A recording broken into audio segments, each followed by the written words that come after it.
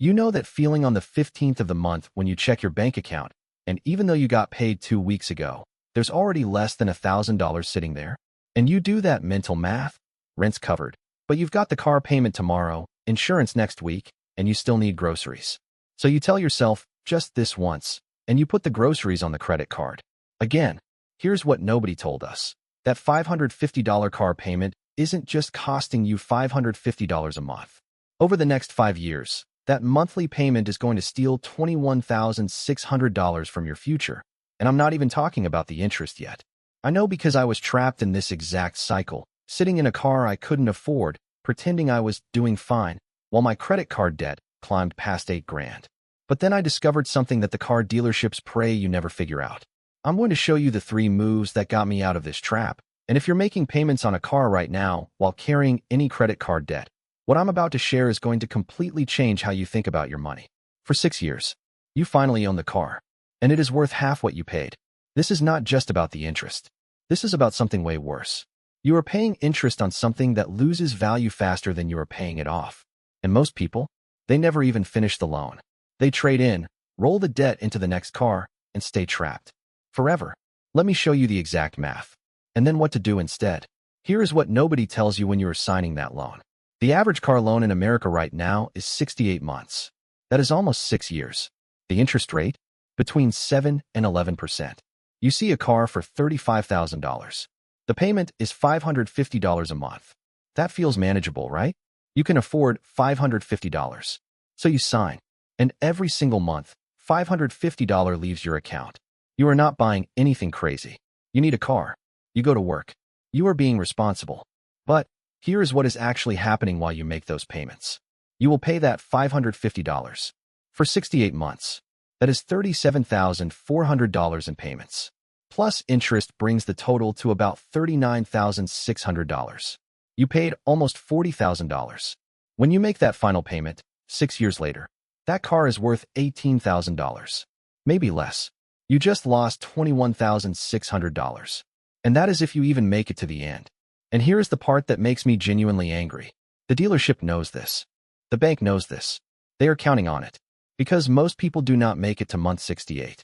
Most people trade in around month 40 or 50. They still owe $18,000 on the loan.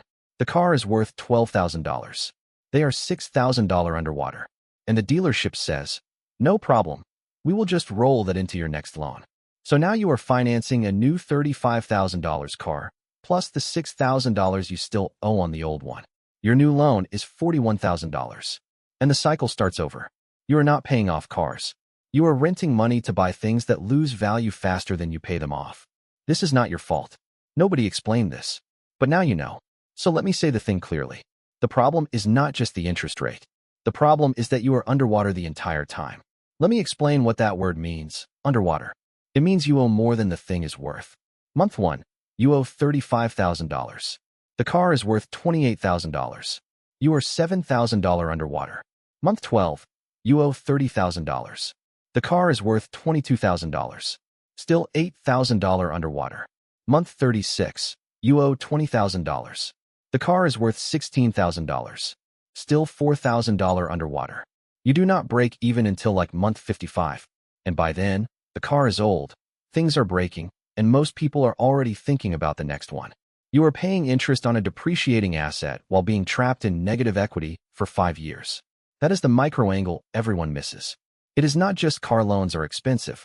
It is that you are literally paying extra money to own less value every single month.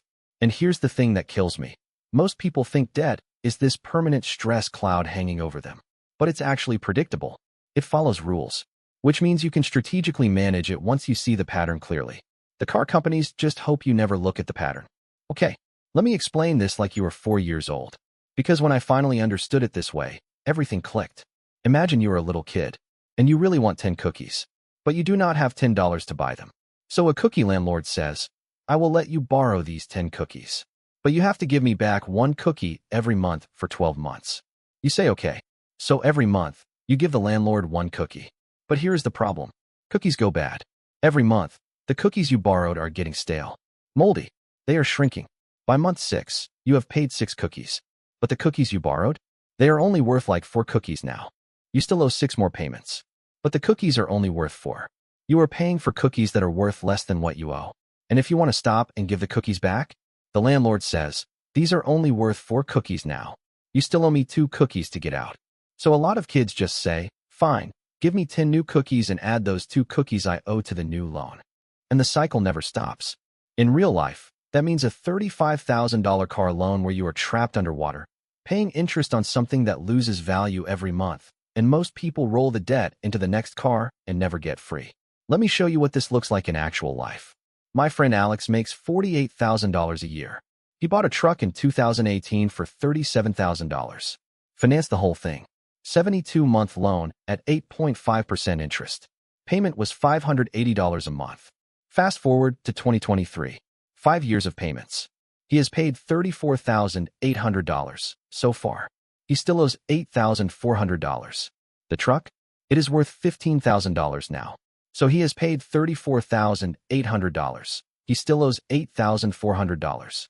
And by the way, I put together a simple 30-day system called the Financial Reset Kit.